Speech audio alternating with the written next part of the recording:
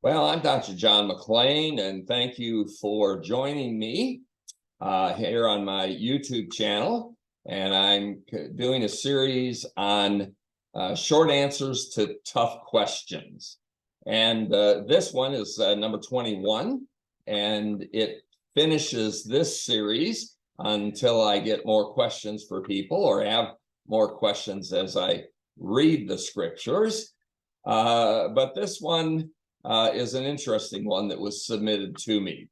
Why didn't Jesus have a wife and children? Now, we believe and trust from the scriptures. It states that Jesus was born of the Virgin Mary before Joseph and Mary had come together. They had at least 4 sons and at least 2 daughters. After that, they're named in the scriptures. I understand that Catholics want to make them cousins or something else, but that is not the plain reading of the text. And of course, Isaiah prophesied of the virgin birth.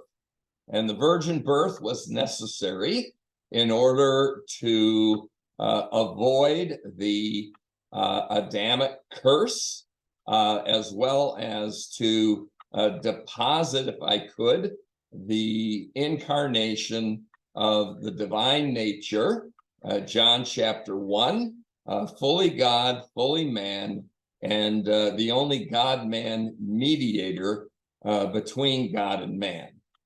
But something we do need to understand, we don't see or hear of Joseph after age 13. Jesus's bar mitzvah, when he becomes the son of the law in the Temple Mount, when he appears before the rabbis and he answers all of the questions and amazes them.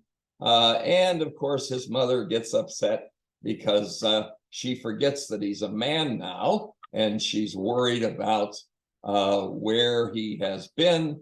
And he tells her that I've got to be about my father's work and business. But what we do want to appreciate is, although Jesus never had a wife and never had children, he no doubt took on the responsibility as head of the home and as taking care of his brothers and sisters. Otherwise, there would have been no reason for all of them to follow him around in his ministry, nor for Jesus at his death to entrust the care of Mary, his mother, to John the disciple, John the beloved. But Matthew 12:46-50 says this: while he was still speaking to the crowds, behold, his mother and his brothers were standing outside seeking to speak to him. And someone said to him, behold, your mother and your brothers are standing outside seeking to speak to you. And you remember that his mother and his brothers had suggested he was insane, that he was crazy. His brothers antagonized him about his travels. But in verse 38, it says, but Jesus answered the one who was telling him and said, who is my mother and who are my brothers? And I can only imagine stretching out his hands towards his disciples. He said, behold, my mother and my brothers. For whoever does the will of my Father who is in heaven, he is my brother and sister and mother. There is a spiritual family, the spiritual family of God, brothers and sisters in Christ, friends of God, brothers and sisters of Jesus. Now, I'd like to just suggest another reason why Jesus didn't have a wife and didn't have offspring was because of his divine nature. I don't know how that would have worked, of passing on a divine nature.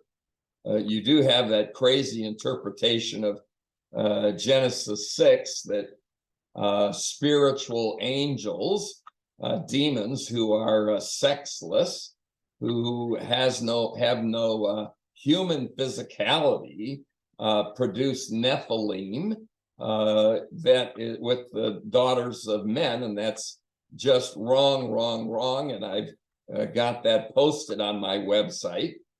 But jokingly, I say, man, if he was married or had children, he may not have remained sinless. He would not have been able to get anything done. He'd have been doing that honeydew list all the time. And he had plenty of other people to argue with. He didn't have more people to argue with. And of course, that's just the nature of sinful people living together. And Jesus was declared over and over again to be holy and perfect and without sin. So it's an interesting question, and that's my observation.